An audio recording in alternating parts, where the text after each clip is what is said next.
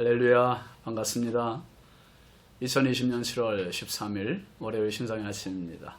오늘도 주님의 평강이 여러분과 함께 하시길 주의 이름으로 축원합니다. 오늘 함께 할 찬송은 336장입니다. 환난과 핍박 중에도. 가사 불러드릴게요. 환난과 핍박 중에도 성도는 신앙 지켰네. 이 신앙 생각할 때에 기쁨이 충만하도다. 성도의 신앙 따라서 죽도록 충성하겠네.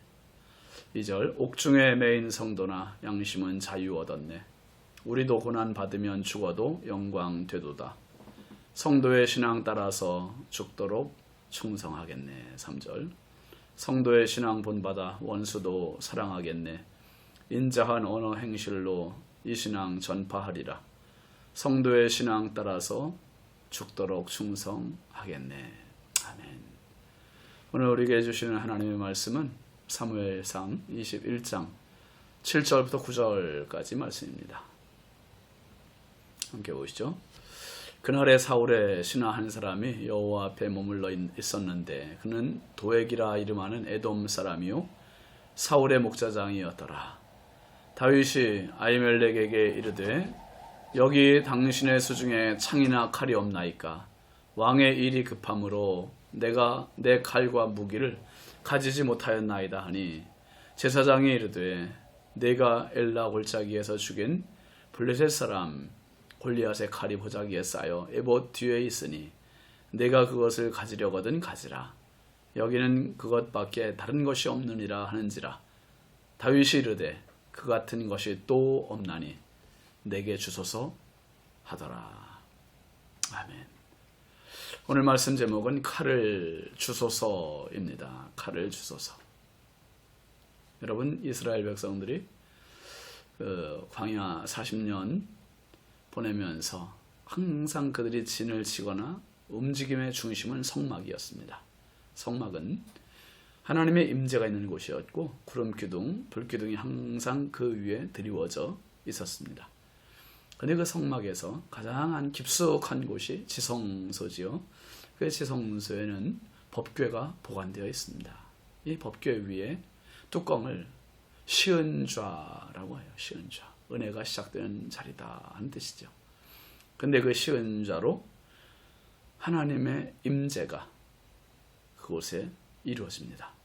그런데 그 법궤는 순금으로 다 되어 있어요. 순금. 정금입니다. 근데 이 정금이 그 속까지 정금은 아니에요. 그 속은 바로 시띠나무, 조각목이라고 표현이 되어 있죠. 이스라엘의 광야에 흔하디 흔한 시띠나무, 이 조각목을 켜고 자르고 해서 상자를 만들고 그 상자의 겉을 금으로 다 도금을 했습니다. 금으로 입혀서 법궤를 완성을 합니다. 그리고 그 안에다가 이제 법궤의 내용물을 집어넣게 되죠. 근데 특별히 그 솔로몬이 성전을 지은 그 제목이었던 레바논 백향목에 비하면 이 시띠나무는 정말 보잘것없는 나무입니다.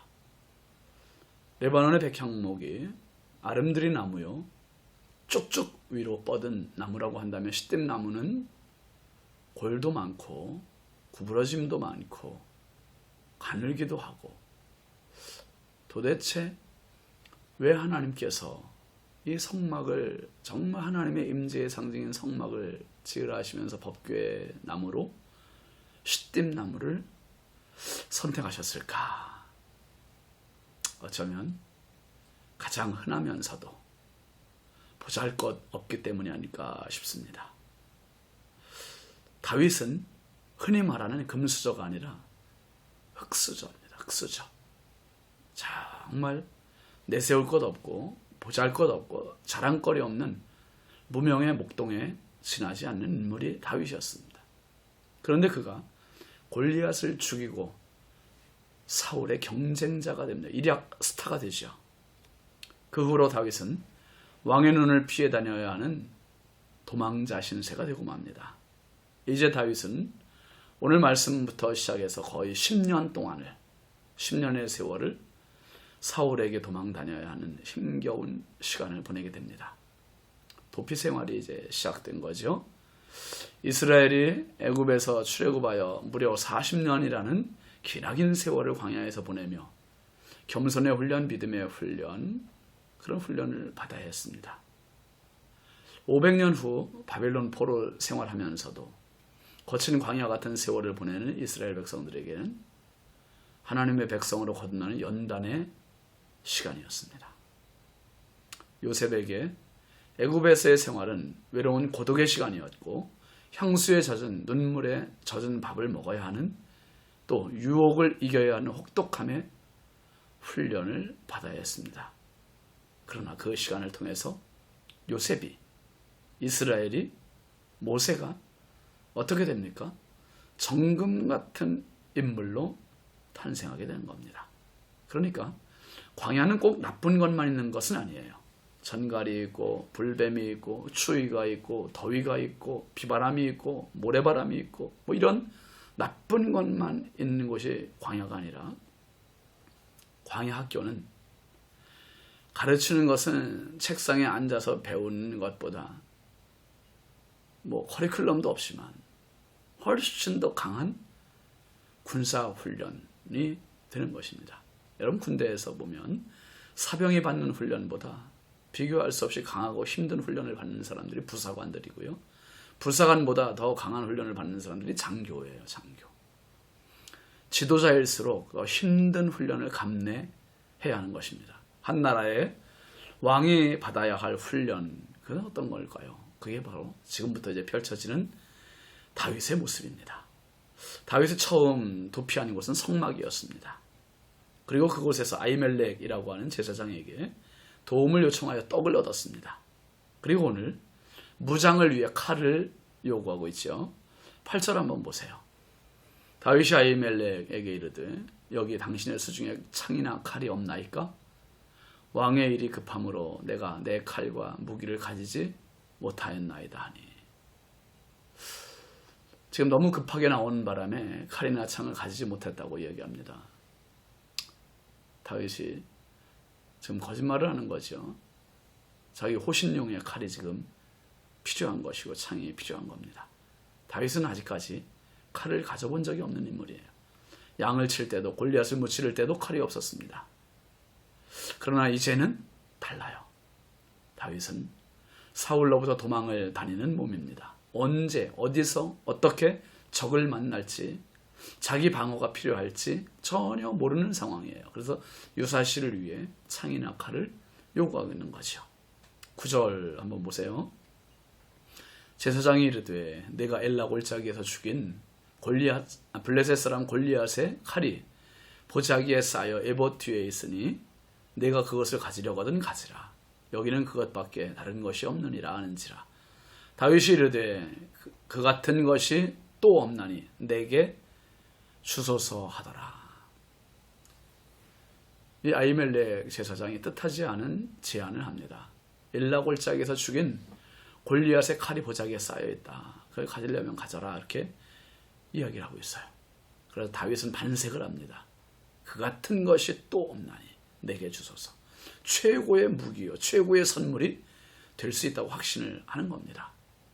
우리가 무장을 해야 할 때도 있고요, 무장을 해제해야 할 시간도 있습니다. 아침에 출근할 때는 긴장을 하고 마음의 준비를 하고 출근을 하죠. 저녁에 집에 들어올 때는 마음의 무장을 다 풀어놓은 채 해제하고 집에 들어옵니다. 예수님께서도 제자들에게 겟세마네 동산의 피눈물의 기도를 앞두시고 이렇게 말씀하셨어요. 이르시되 이제는 전대 없는 자는 가질 것이요 배낭도 그리하고 검 없는 자는 겉옷을 팔아 살지어다. 전도하러 나갈 때는 제자들에게 전대 없이 가라고 말씀하셨어요. 검도 없이 칼도 없이 가라고 말씀하셨습니다. 그러나 지금은 전대 없는 자는 가질 것이고 칼이 없는 자는 겉옷을 팔아서라도 칼을 사라고 말씀하세요. 칼이 필요한 시간입니다. 다윗이 양을 지킬 때는 물매와 돌이면 충분했습니다. 골리앗을 무찌를 때도 통했습니다. 그러나 지금은 아닙니다. 이제 불시에 나타날 적을 위해 다윗은 칼이나 창이 필요했고 골리앗의 칼을 자기 보호와 방어를 위한 무기로 무장합니다. 성도의 무장은 언제나 말씀과 기도입니다. 말씀과 기도. 말씀으로 무장되지 않으면 그 말씀으로 살아갈 수 있는 실력이 안 돼요. 에베소서 6장 17절 말씀에 보면 구원의 투구와 성령의 검 곧 하나님의 말씀을 가지라 했습니다. 성령의 검, 칼, 하나님의 말씀이에요. 여러분 말씀대로 살고 싶어도 실력이 없으면 살 수가 없어요. 그리고 기도의 실력도 마찬가지입니다. 언제나 기도의 자리를 지키고 기도의 골을 파는 이 훈련이 평소에 되어 있어야 갑작스럽게 기도가 필요할 때 그 자리에서 기도의 실력을 발휘할 수가 있게 되는 겁니다. 다윗에게는 은혜의 보호막이 필요합니다. 조각목인 시띠나무를 순금으로 쌌던 것처럼 다윗은 육신의 연약함, 이 연약함을 보호해 줘야 할 하나님의 은혜의 보호, 은혜의 도구가 절대적으로 필요한 겁니다. 베드로전서 5장 7절 말씀에 보면 뭐라 그랬습니까? 깨어 있으라. 악한 사단이 오는 사자와 같이 두루 다니며 삼킬 자를 찾는다 그랬습니다. 언제, 어느 때, 어디서 사단의 공격이 우리를 넘볼지 모릅니다. 그것은 강한 공격이 될 수도 있고 부드러운 달콤한 유혹이 될 수도 있고 그때마다 필요한 것이 바로 칼입니다. 말씀입니다. 기도입니다. 은혜의 싸개, 은혜의 보호막. 오늘도 여러분 인생은 누구나가 다 도망자예요. 도망자.